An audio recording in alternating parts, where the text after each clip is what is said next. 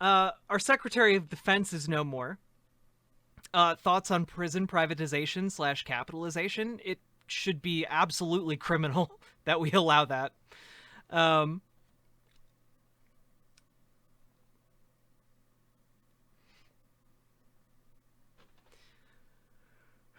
well, Tigar, again, you can move to Somalia. The income tax is much lower. Um, let's see. Thoughts on Alexander? I don't know who that is. Love to be a resident capitalist, but I'm a horrible capitalist. Lol. Yeah, Tiger's great. Where is he? Thoughts? Yeah, prison privatization is awful and like a blight on reality. Have you read the Gulag Archipelago? No, I have not.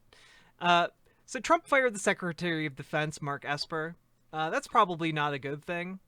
Now I know we're not big on like secretaries of defense, and I know we're also not really big on the fact that like the military in general, especially the higher ups, are really in bed with like private military contractors. I feel like these are generally things that a lot of leftists are against. How am I a socialist but never heard of Alexander? I'm not even going to try and pronounce that name. Um, because generally I'm a socialist who believes in reaching people without requiring them to do a reading list. So I try and keep my rhetoric simple and based on my a rudimentary standard like understanding of socialism that is still functional. um, let's see. Yeah, so Mark Esper has probably known for a while that this is coming.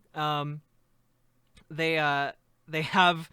Do you know about the Soviet Gulag forced labor camp system? Yes. Why feces? Why do you keep asking me these questions? Just ask what you actually want to know. Do I know much about ADOS? No. There's a lot, guys. I'm not omniscient. I don't know everything. Okay. I have read all theory. Okay. I have read all theory, but those are legit questions you wanted to ask. Okay. I by the way, not in favor of gulags. I'm not in favor of gulags. I know it's a hard stance, but not in favor of gulags. I am definitely in favor of cheesecake communism. However, um, he was in IPA's stream trying to troll, and IPA banned him. Oh, well, he can troll in here. I don't mind trolls. Um, let's see. Do you know why I have a pain on my right side? Probably you need to run more. I don't know. Depends on the pain.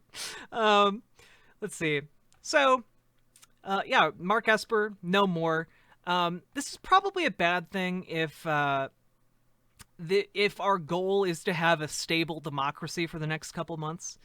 Largely because it's Mark Esper who was the one who prevented Trump from using the military on a broad scale during the BLM protests, and yeah, he's gone now. I'm assuming the man who took his place, named I something Miller, Jason Miller. What was it? Oh, here we go. You can just look. Christopher C. Miller. Um, yeah, Christopher C. Miller is taking his place. And I need to emphasize that even among the military, Mark Esper was largely, or sorry, not Mark Esper. Yes, wait, yes, Mark Esper was considered to be like a yes man to Trump. So whoever's coming in next is going to be even worse. Like other people in the military called Mark Esper Mark Yesper because he said yes to Trump so much. But the one thing he prevented Trump from doing was deploying the military during the BLM protests, which largely I think is a really good thing. I think it's probably a really bad thing. Um, Probably a really bad thing for the Secretary of Defense, who was the sole voice in the room telling Trump, hey, don't deploy the military on the public, please. Um,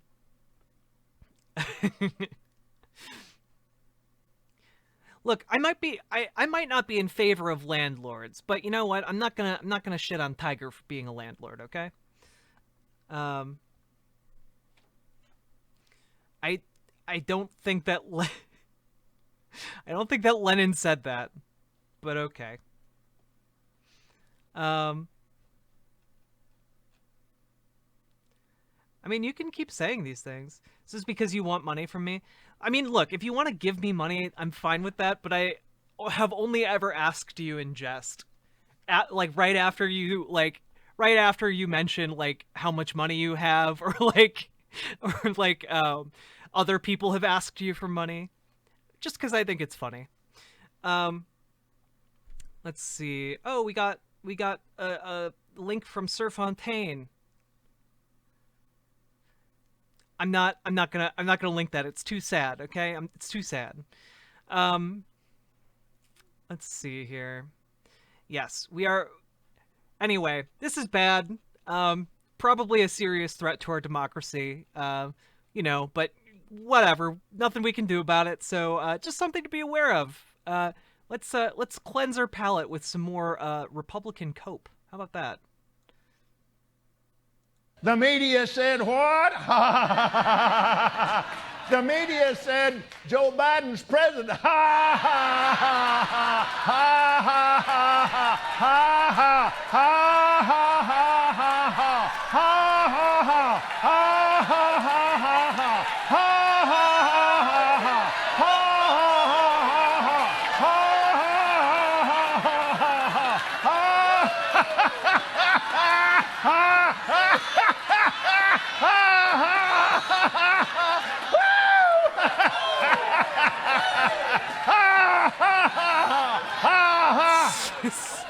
The me Incredible.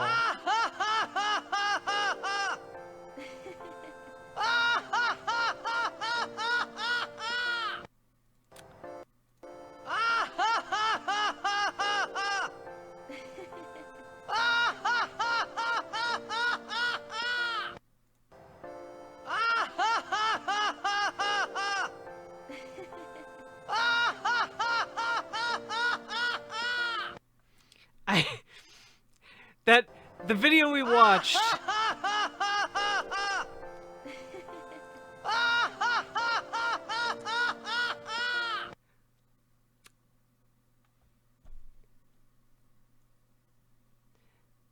Republicans are just unironically doing the Titus scene now. That's where they are in the cope. The cope is running so strong. They've gone full Titus. Let's see here. Oh, here's some good news. Look at this. We believe that we are in good situation to have up to 50 million doses this year globally. And I believe we are in a very, very good situation to have 1.3 billion doses globally. I think that likely, based on impact, that will be the greatest medical advance in the last 100 years, if you think about it, right? And it is extraordinary that it's coming at a time that the world needs it the most. Right now, only in the US, we have 100,000 victims of COVID every day, 1,000 deaths every day. I can't count how many people are losing their jobs every day. So it's a very important day for humanity. 90% is a game changer. 90%, now you are hoping to have a tool in your war against this pandemic that could be significantly effective. Cool. My life doesn't have to suck for the entire foreseeable future. Hooray! Let's look at some more conservative cope, okay? I'm giving you the rapid fire cope, okay? Just some rapid fire cope. If Republicans don't challenge and change the U.S. election system, there'll never be another Republican president elected again. President Trump should not concede. If Republicans don't challenge and change the U.S. election system, there'll never be another Republican president elected again. Weird. If Republicans, what I'm hearing is if Republicans don't subvert democracy in the United States, there will never be another Republican president again. Interesting. Interesting. An accurate observation, but also very interesting. Why is it the socialist countries have mostly ended up with dictators, and how would that be avoided if the U.S. moves more towards socialism? Sweets, and I don't know how to say the rest of your name. I'm just going to call you Sweets. Most socialist countries in the world have taken power via revolutionary socialism, whereby an armed group seizes state control, and that usually leads to a period of instability. And also, the remedy that these states have come up with is by imposing a centralized, highly powerful dictatorship or authoritarian. And largely, I would seek to remedy that by being an evolutionary socialist, whereby we instead take power via the democratic process. So I think that can avoid the instability inherent with taking power over the state via violence, and generally will benefit more people and be better overall.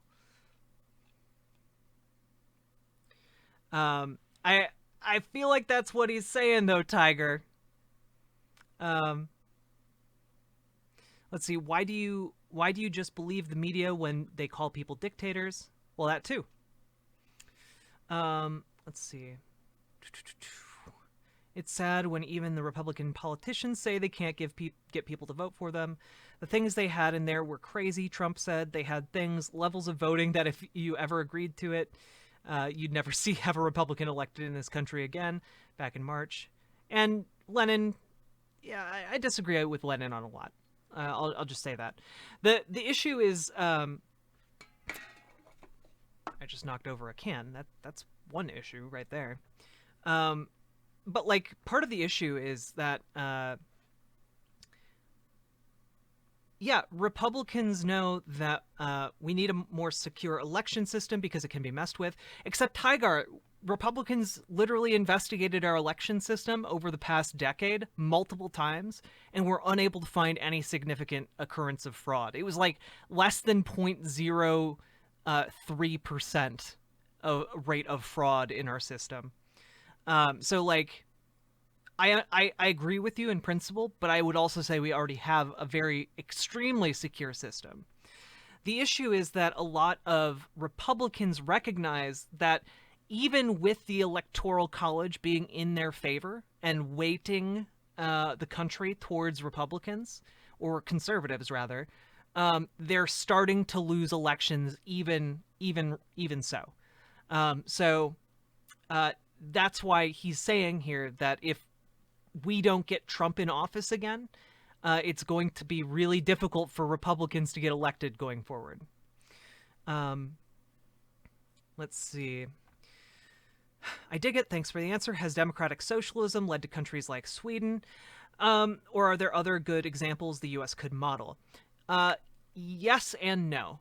In Europe, socialism largely means something a little bit different than it does here, which is why I try and advocate for a very specific and simple version, simple to understand version of socialism.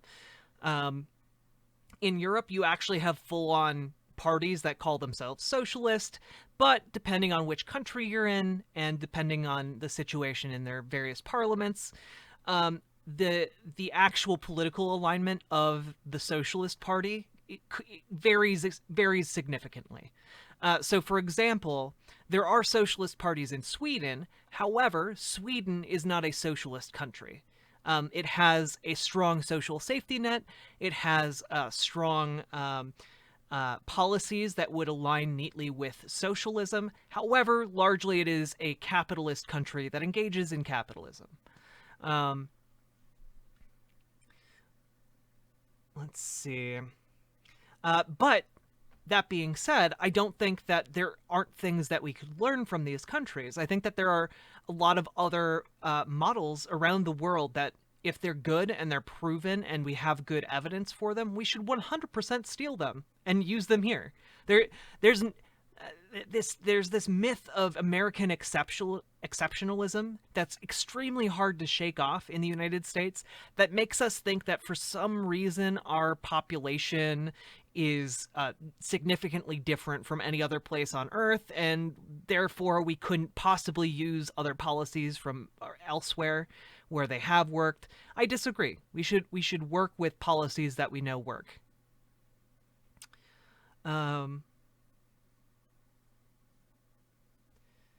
Let's see. America number one. Nothing can work remotely is ever okay with me. Nothing that can work remotely is ever okay with me. Yeah, I mean, I see no reason why we... I guess here's my issue. If we're going to go remote, we need to make sure it's, like, done via, like, quantum computing or, like, blockchain in a way that's completely untamperable with.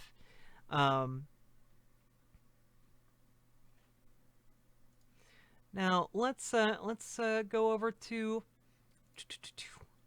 this story that you've all been begging me to cover all night, and I've wanted to. I've just been getting distracted with Caitlin Bennett videos. Okay.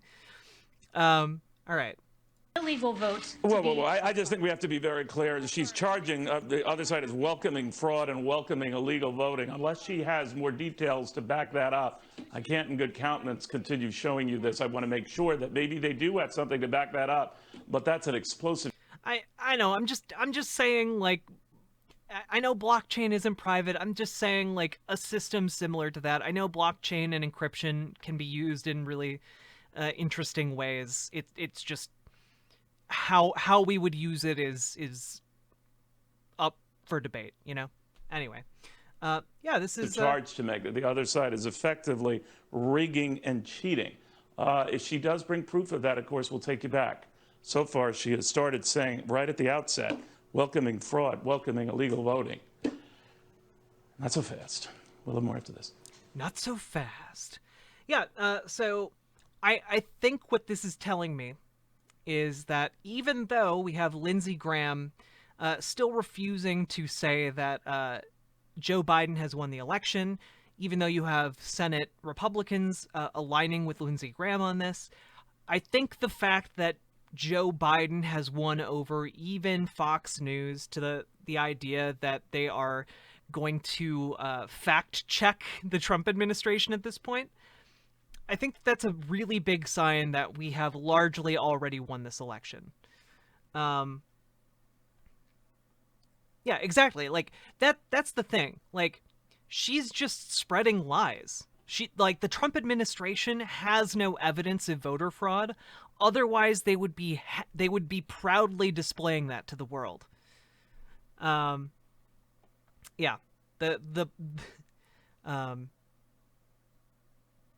Yeah, blockchain is a solution looking for a problem. I hope it found its mate. Why is she even up there? Doesn't she work for our government? Yeah, she does. Wait, what? Wait, how is this a violation of the Hatch Act? This is of all the things that are genuine violations of the Hatch Act, this is not one of them.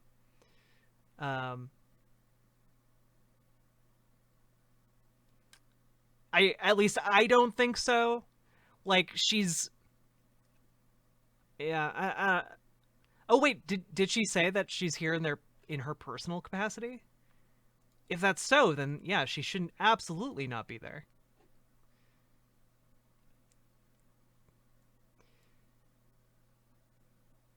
Is this no, this is the same clip.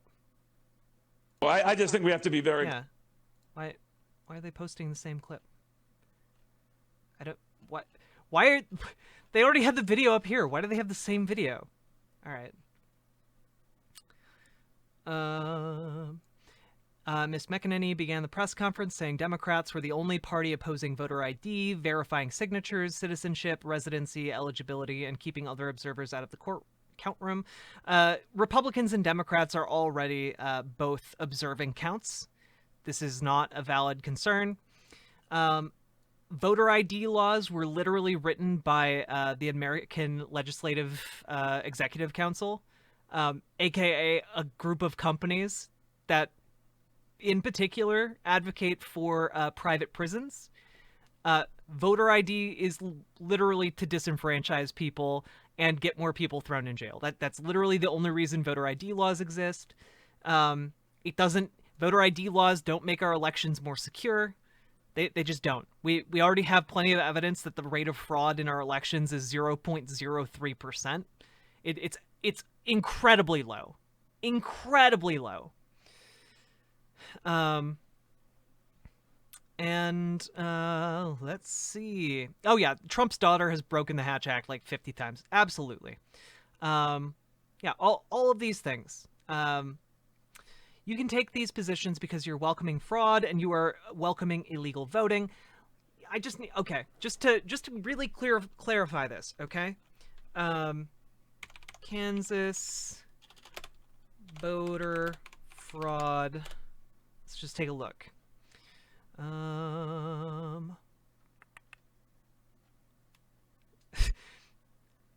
I wasn't looking for this story, but I do enjoy that I wrote Kansas voter fraud, and the top stories are about a Republican Kansas Republican representative being charged with voter fraud. Anyway, voter fraud investigation. Let's see. Chris Kobach. Here we go. Here, report. Trump Commission did not find widespread voter fraud. Back in 2018. The now disbanded Voting Integrity Commission, launched by the Trump administration, uncovered no evidence to support claims of widespread voter fraud, according to our analysis of administration documents released Friday. In a letter to Vice President Mike Pence and Kansas Secretary of State Chris Kobach, who are both Republicans and led the commission, Maine Secretary of State Matthew Dunlap said that documents show there was a preordained outcome and that drafts of a commission report included a section on evidence of voter fraud that was glaringly empty. It's calling into the darkness, looking for voter fraud, Dunlap, a Democrat, told the Associated Press. There's no real evidence of it anywhere.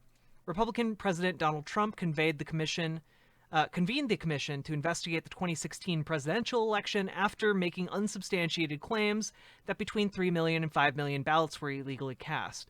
Critics, including Dunlap, reject his claims of widespread voter fraud. The Trump administration last month complied with a court order to turn over documents from the Voting Integrity Commission to Dunlap. The commission met just twice and has not issued a report.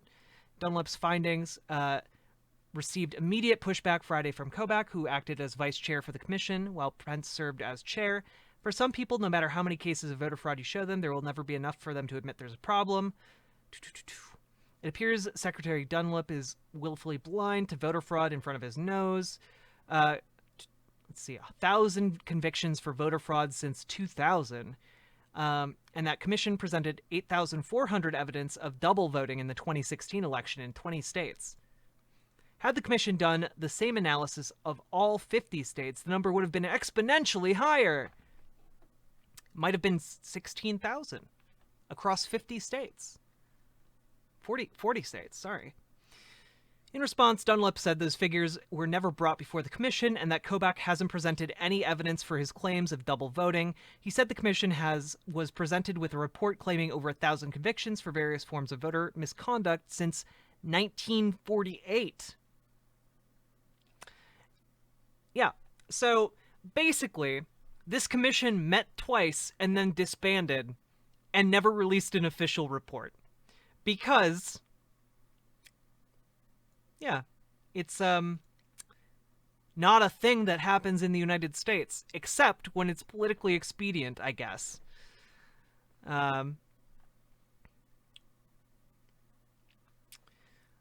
Yes, please. By the way, please be nice to boomers in chat. We have some resident boomers, and they are very based and good. Okay. The Chinese were interfering with our elections. Well, yeah. I mean, every country interferes with every other country's elections. The voter fraud claims are such a dog whistle. They just want to say they don't want the brown people voting. Absolutely. They absolutely, they absolutely don't want people voting. This is true. This is true.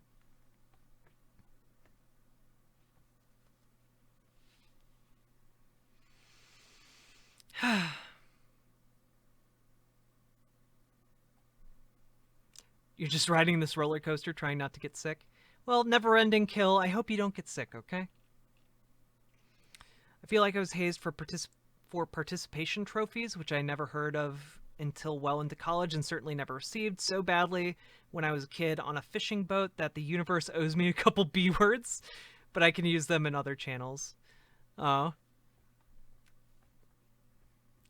But yeah, we have some older people in here who are very cool and nice. Um, let's see. So, yeah, all of this is pretty much bullshit. Anyway, yeah, it's an explosive charge to make that the other side is effectively rigging and cheating. If she does bring proof of that, of course, we'll take you back so far as she started saying right at the outset, welcoming fraud, welcoming illegal voting. But not so fast. When asked for specific evidence that showed illegal votes were cast, GOP chairwoman Ronna McDaniel pointed to a whistleblower complaint from a City of Detroit election worker that alleged backdating ballots in Michigan. We will have to subpoena that, and we will get that information, but that's going to be an investigation process. But somebody was told you need to backdate ballots to make them legal, ballots that were illegal under the law. Interesting. We'll see where that case goes, I guess.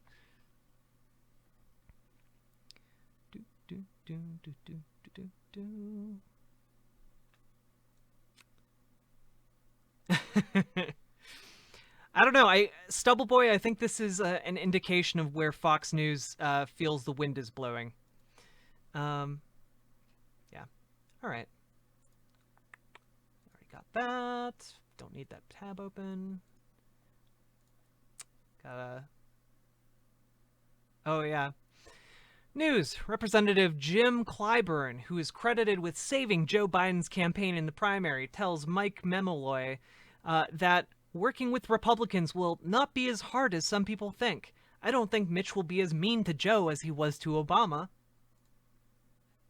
Based on McConnell's remarks, the leadership of the GOP does not view President Trump as defeated and will not address President-elect Biden as president-elect, and the defiant rhetoric of Trumpism infused the majority leader's speech. Yep. Yeah, sounds about right. This is why, by the way, we need to win over liberals. We need to win over liberals, guys. We need to win these people over so they don't constantly sabotage both themselves and our own efforts, okay?